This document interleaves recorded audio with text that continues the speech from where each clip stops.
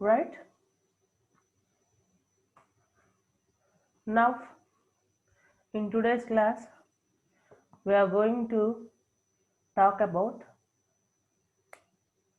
how to use a design pattern. Till now we have discussed how to select a design pattern, but now in this concept we are going to learn about how to use a design pattern. Once if you picked up a design pattern from a set of or number of design patterns, so after choosing or after selecting one design pattern, okay, which is suitable to your which is suitable to your design problem, then what we have to do? So we should check, we should perform how we are going to use that particular design pattern effectively.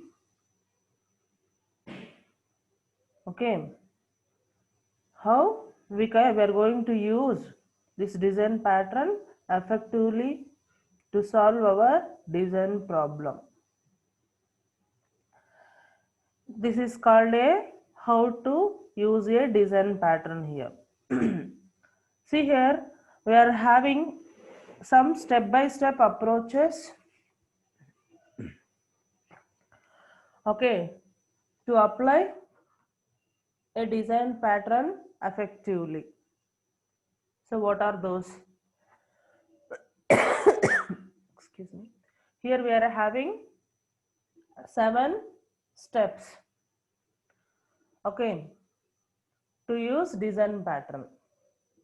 Coming to the first one, read the pattern once through for an overview. Thorough for an overview. Okay. First of all, whichever the design pattern we have selected for our design problem, to ensure that pattern is really okay, right for your problem or not.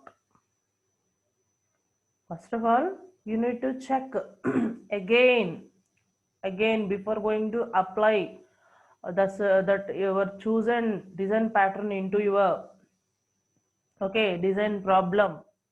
Again you should check, okay, you should ensure whether that particular design pattern is okay 100% matched to my design problem or not, suitable to my design problem or not. Okay, I may pick the correct one or not. So like that we should check the design pattern overview again.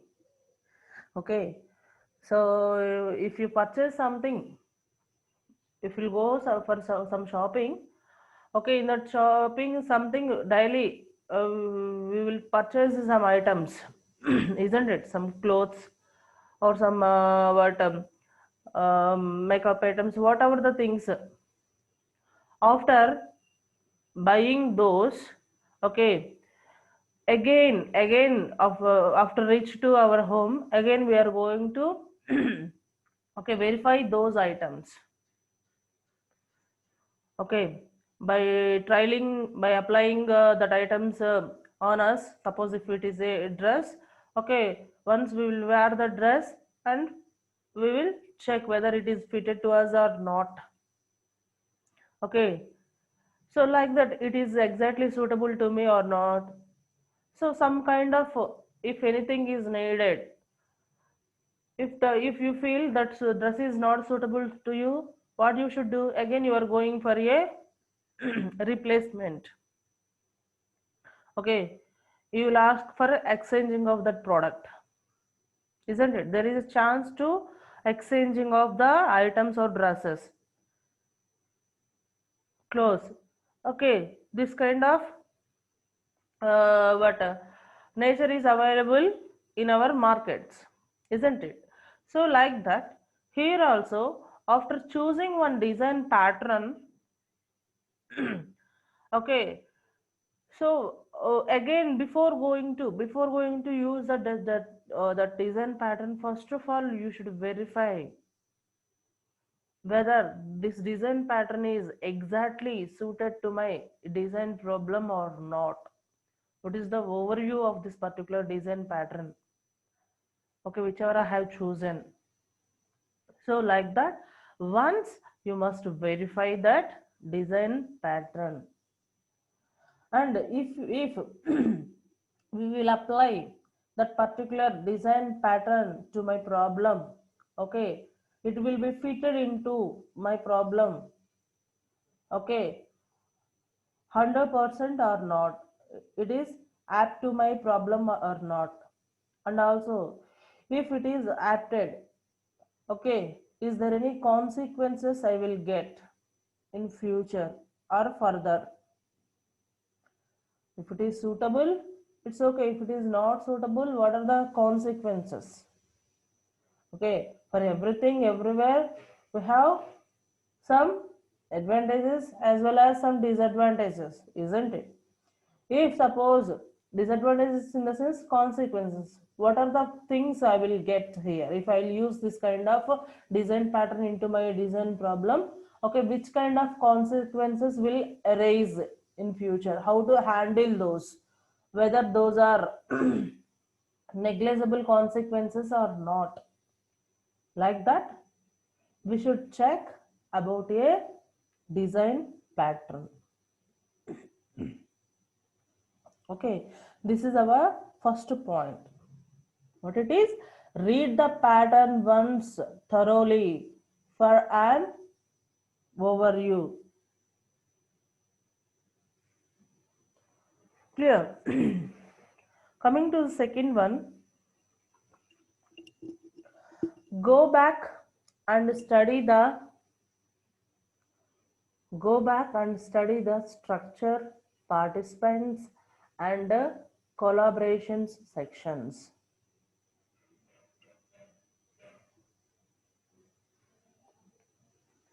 So here we are going to study about what are the classes and what are the objects which are included into that particular patterns, and how they related to one another, and how they relate to one another. So whether they will be work collaboratively or not. Okay, if two classes are there, those if two or three classes are there, so each and every class, okay, will work collaboratively or not. If there is a mismatch of collaboration between those classes, okay, it's something useless, isn't it? So that's why whatever we have chosen, okay, which means whatever the pattern we have chosen, again, what are the classes, what are the objects which included into that particular pattern? So what is the structure in between, structure of that particular objects, and what are the participants in that particular what design patterns?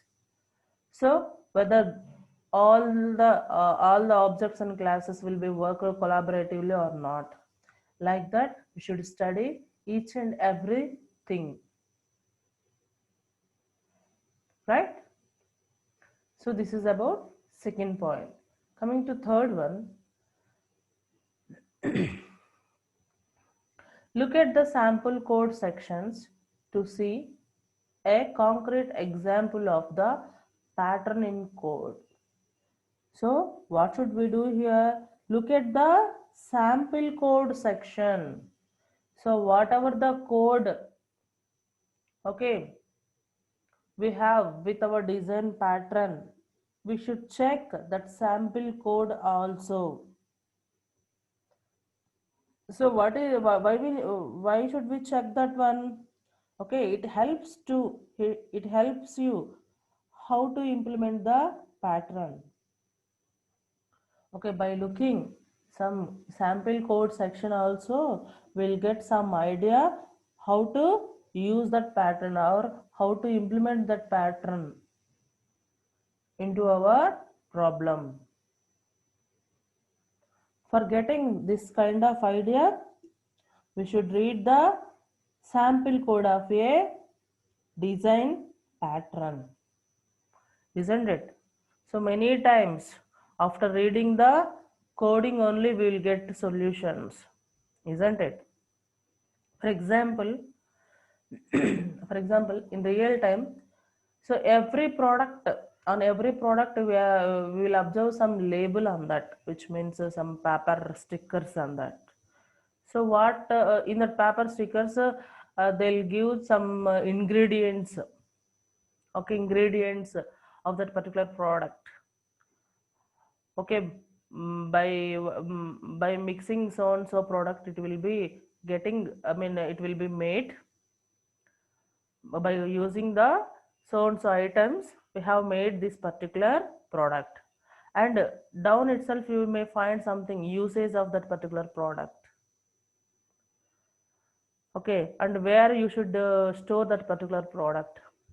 Like that they may give each and every small instructions on that particular label for every product, every item. It may be what so paste, okay, it may be some what Horlicks, Boost.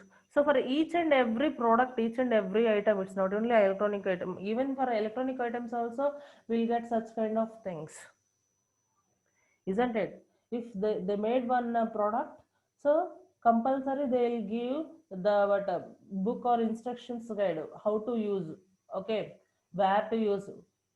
So if anything what uh, so be careful and don't give the child so this kind of products, okay. So like that they'll give some instructions also, isn't it? Like this here also, so by reading some of the instructions we'll get some idea how to use that product and how to store that particular product, okay. So how to utilize for multiple purposes.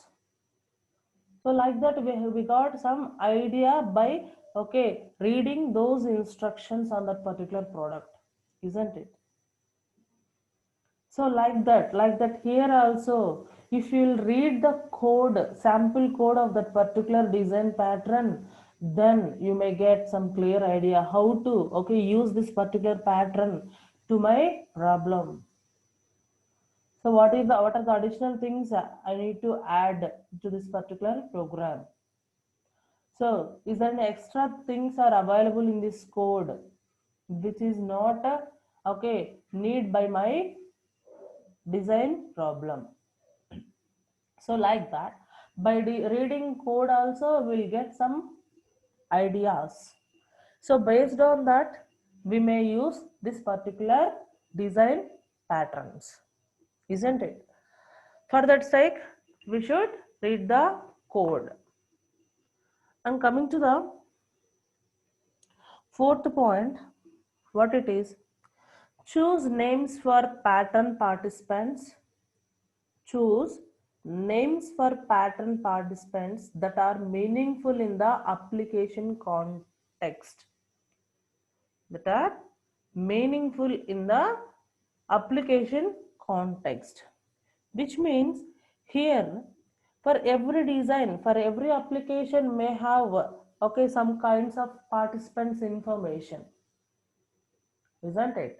So every application there is a user window, there is a admin window, and there is some if for especially we are having different windows for different peoples. Some designer windows,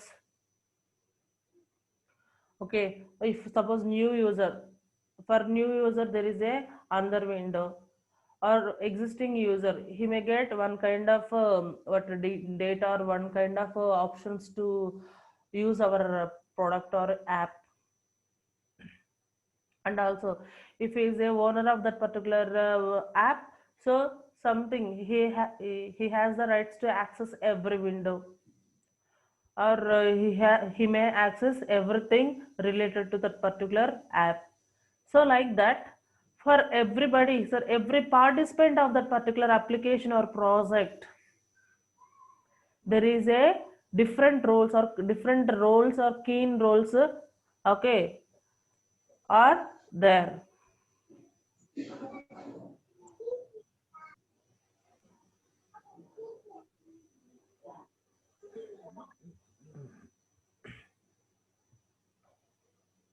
So everybody, whatever the user, whatever the participants of that particular project, so every participant should be named individually. Suppose if you are going to, okay, use case diagrams in your design. Suppose assume if you are going to use case diagrams into your project. So in that use case diagram, there is a one symbol is called actor. What is the actor symbol role? That actor symbol may be a human being. Human being in the sense, okay, he may be a manager, okay, he may be a team leader, or he may be a customer, or end user, or team leader, I mean, or some stakeholder. Okay, like that, if whatever the participants are involved into our project, whatever the participants are involved into our project, they those people should be represented by using actor symbols in use case diagram, isn't it? So compulsory, we must draw an actor symbol to represent, okay, to represent some kind of participants into that particular project, whoever involved into that particular project, admin, end user, or stakeholder. So like that, if it is if you suppose if you will take a library management system, so library management system has some participants. Who are the participants in library management system? Okay, main participants are student, one is a student, and second person is a librarian, isn't it? These two are the main participants in a library management system app. So like that, here whatever, okay, we have whatever the participants we have used in our design, so those should be named. Okay, that name should be suitable to that particular app. Okay, if suppose there is a librarian, okay, here I have explained you, if it is a library management system, in that library management system mainly there are two participants are involved into that. Okay, so among those two participants, one is a student and one is a librarian. Instead of giving a name of student or librarian, if you will give some names or something, okay, those are not related to that particular app. Is it suitable to that? Okay, instead of a student, I am using the participant thing customer. Instead of student, I'm using the word customer. Okay, is it suitable word to that particular end user? Maybe no. According to that particular what app, if you will give that name is student, it is very suitable word. Okay, or otherwise if you may take one more user, end user, that may be a faculty or teacher. If you will give like that, it is suitable names. Instead of that, if you will write directly customer, okay, customer word or customer name is suitable to that particular participant? No, not that much. It's not apted that much. That's why the choosing of a names to the participants of a project should play important role. Should play important role. So that is the fourth point. Choose names for pattern participants. How to choose these names that are meaningful in the application context, whatever the application we are designing. So based on that application only, we should choose some names to that particular participants of a patterns, right? This is about fourth one. And coming to the fifth one, define the classes. What we have to do here, define the classes. So how many number of classes we need? So by defining the classes here, we are going to define the interfaces too. Interfaces too. So what is the need of interfaces? If you want to extract the, okay, one class property, I mean more than one class property into a single class, then we should use this kind of interfaces, interface classes, isn't it? So here you should define the, okay, interfaces and some relationships and other relationships, and what are the existing classes. Okay, so these existing classes, whichever you have in your design patterns, those are, okay, will affect that particular application or not. Those classes, whichever you have, those are 100% matched to your uh, current project or not. If it is matched 100%, you may go with that. Otherwise, you should change the classes, or you may include more number of classes, or you may decrease some operations on that particular classes, which means methods. So by doing this, okay, by doing this, we can give some more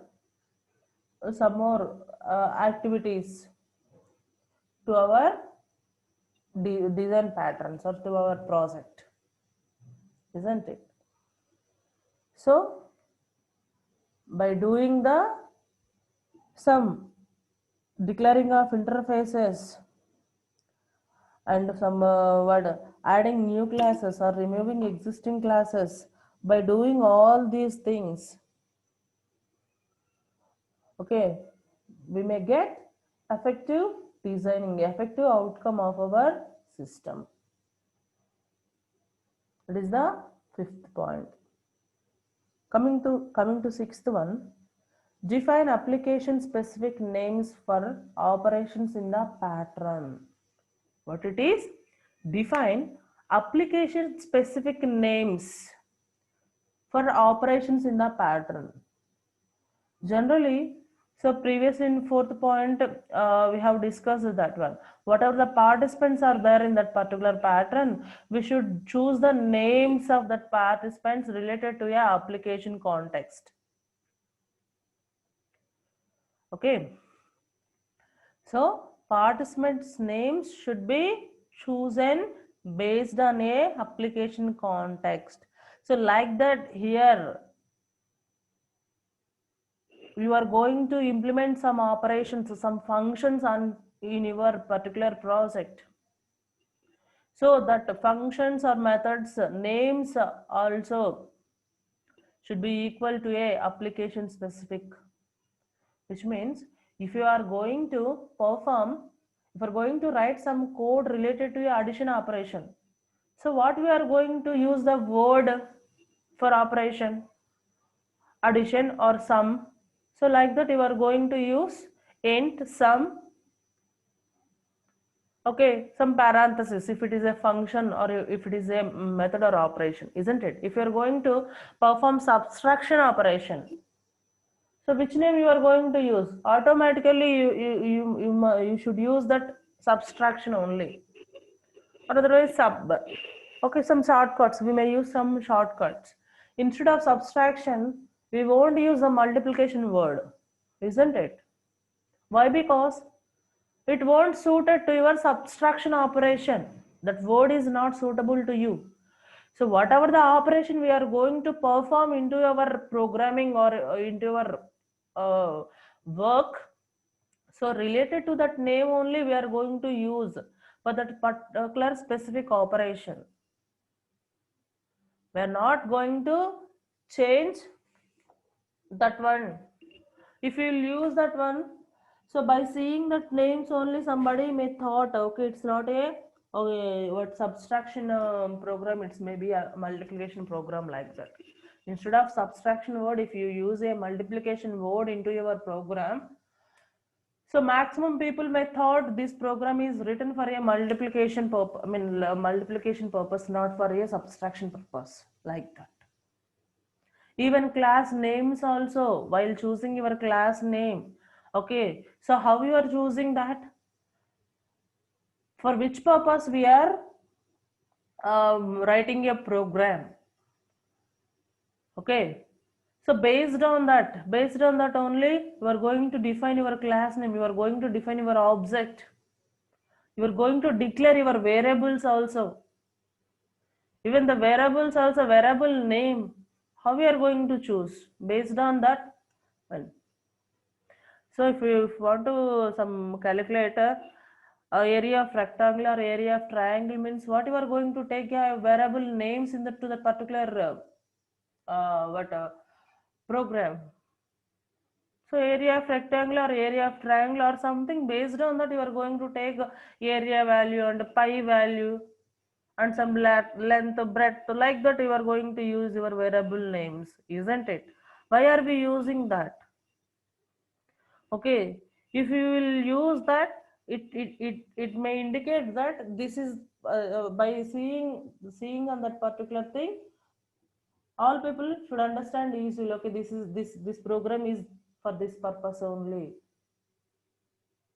Okay, it specifies some purpose. So like that, here also whatever the operation you are going to, okay, execute into that particular project, so that operation name also should be, okay, near to or equal to your application, right? So whatever the operation names, object names, class names and some participants name, everything should be, okay, application context, then only that project may give what good feel or something. Okay, this is designed for some specific purpose, it will give some that part, it will exhibit the purpose of that particular designing or that particular work, isn't it? It will exhibit the purpose or work of that particular thing or application. So for that sake we should choose this one. And coming to the last point, implement the operations to carry out the responsibilities and collaborations in the pattern. Okay, sure. For each and every operation is for some purpose only. If we are going to use some addition method in our program, addition operation in our program, for which purpose we have written that one? So to add or to give some addition values by adding a plus b or something. So like that, if we'll give the result according to that particular name, so it is developed to perform some responsibility, and accordingly it will result or it will give the output to us. So isn't it? So here also, if some operation, we should define that operation should be responsible for, okay, whichever we have allotted to that. Okay, if we are going to write one method, factorial program, in that factorial program we should write some factorial method. So that method should calculate whenever we call that particular method, so what it should do, You should give the result of factorial numbers. If I will ask them what is the 5 factorial, what is the result for 5 factorial, then you should give some number related to that 5 factorial, isn't it? Instead of that, it give some other result. Means, okay, is it what responsible for that particular operation? No, it is not responsible for that one, isn't it? So like that, each and every operation, okay, should perform the activity. So which is for which purpose it is designed for. For which purpose it is designed for. So by doing this, okay, we may get effective outcome in a design problems by design patterns, isn't it? So this is about today's topic. Okay, in this we have discussed how to use a design patterns to solve your design problems. Clear? So